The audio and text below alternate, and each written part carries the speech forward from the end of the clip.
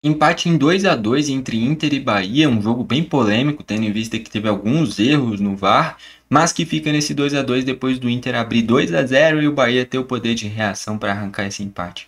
Vou comentar sobre esse jogo aqui nesse vídeo, só antes de destacar que eu separei uma camisa para o torcedor do Inter, uma camisa simples para você usar no dia a dia. O momento do Inter é horrível, então todo apoio é importante. Deixei o link dela aí nos comentários, tá bom? Olhando para como o jogo se desenrolou, vale destacar que antes dos gols efetivos que teve no jogo, teve um gol anulado bizarro, um gol do Carboneiro, em que na origem da jogada o VAR chamou por uma falta do mercado no William José, mas que não foi absolutamente nada. O juiz acertou em não marcar em campo, e eu já queria destacar o seguinte: o árbitro foi o Lucas Torresin, e eu torço para o Grêmio. Já vou destacando para quem torce para o Inter e vai assistir o vídeo, sem clubismo, que eu simplesmente vou fazer a análise da partida. Mas Lucas Torresin foi o árbitro de Grêmio e Cruzeiro e que teve vários erros que eram para ter sido marcados a favor do Grêmio, né, que era para o Vigialba ser expulso, teve 2 ou 3 lances de mão na bola dentro da área que ele não marcou nenhum, o VAR não chamou para revisar em nenhum desses lances, e nesse caso ele ainda erra contra o Inter. Então, assim, eu acho que é um erro da CBF ter escalado esse cara para esse jogo, porque agora é muito fácil chegar com o discurso de falar: ah, o Lucas Torrezinho tá querendo prejudicar os times gaúchos, né? Porque ele errou contra o Grêmio e errou contra o Inter. Também errou contra o Bahia. Só que dá para eu falar isso agora, né? Acho que é um erro da CBF ter escalado ele para esse jogo.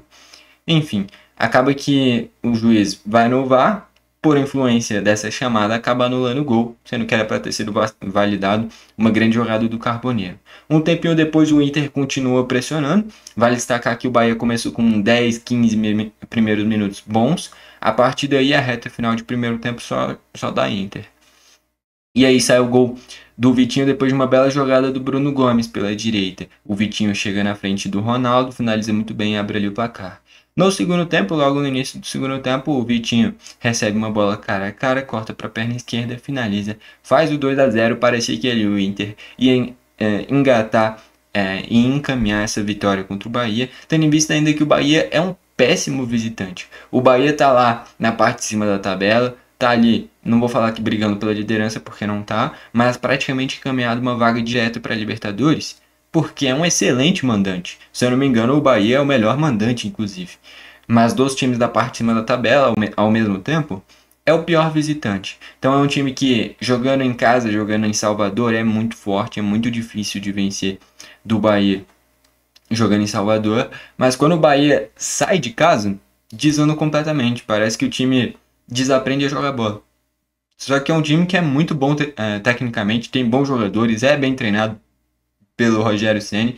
Eu acho que às vezes isso provavelmente é um problema muito mais mental do que um problema técnico, né? Às vezes, sei lá, perde a confiança quando deixa de jogar em casa, não sei, né?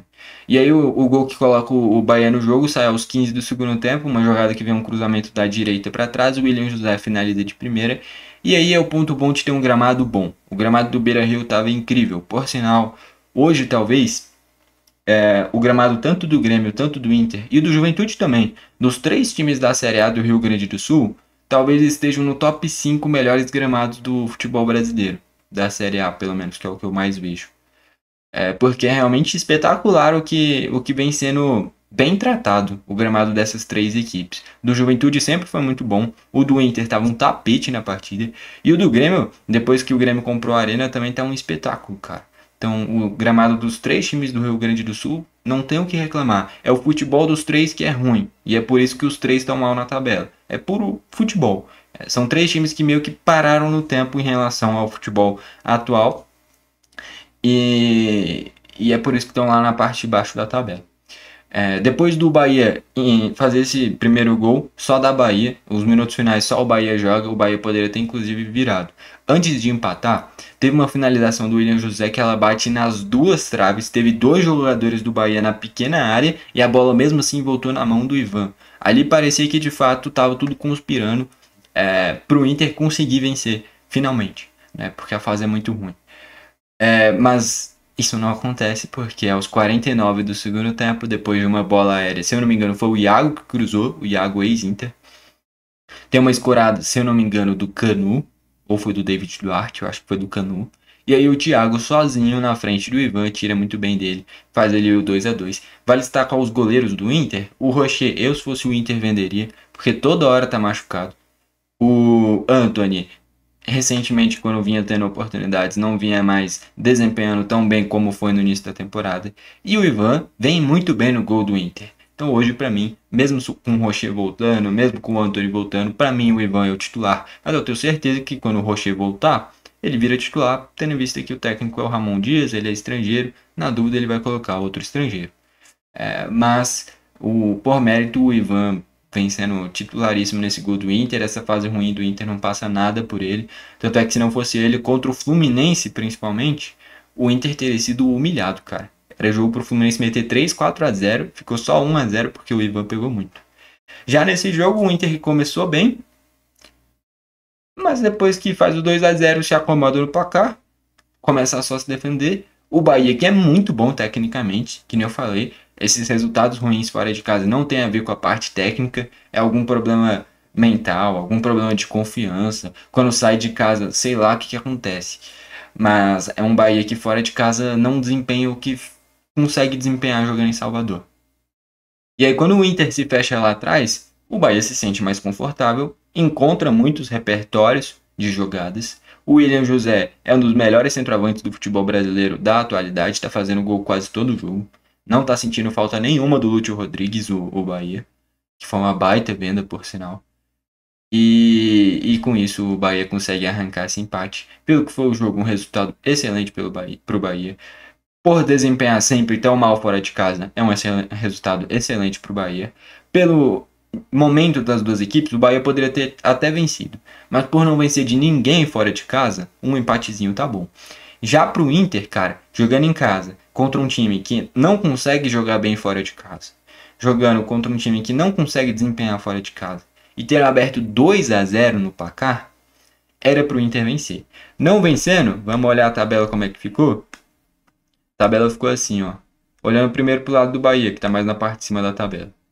O Bahia fica na quinta colocação com 53 pontos. O quarto, que é onde o Bahia pode chegar, em quinto não vai chegar porque o Cruzeiro já tem 10 pontos à frente do Bahia. Mas o quarto, que é o Mirassol, está 3 pontos na frente com um jogo a menos. Esse jogo a menos vai ser nesse domingo contra o Palmeiras. Então provavelmente o Palmeiras vai ganhar, mas tudo pode acontecer, né? O Mirassol faz uma campanha incrível. O ponto daqui é o Bahia disputar com o Mirassol. Só que logo abaixo vem o Botafogo e o Fluminense com chances de pegar essa quinta colocação do Bahia, né? Então é um Bahia que tem que melhorar o desempenho fora de casa. Em casa é manter, é um mandante incrível. Só que fora de casa é muito ruim, cara. Então tem que melhorar, ainda mais pensando em Libertadores para o ano que vem, que o Bahia vai. Seja direto ou por pré-Libertadores, o Bahia vai. Tem que melhorar esse desempenho fora de casa e entender os pontos cruciais para desempenhar sempre tão mal. Já o Inter, cara, é um resultado horrível, porque com a vitória o Inter iria para 39 e inclusive passar o meu Grêmio. Aí o Grêmio ia entrar em crise de novo. Mas com esse empate o Inter fica com 37, abaixo dele o Santos com 34, 33 aliás, o Santos tem 33, abaixo dele é o Vitória com 34.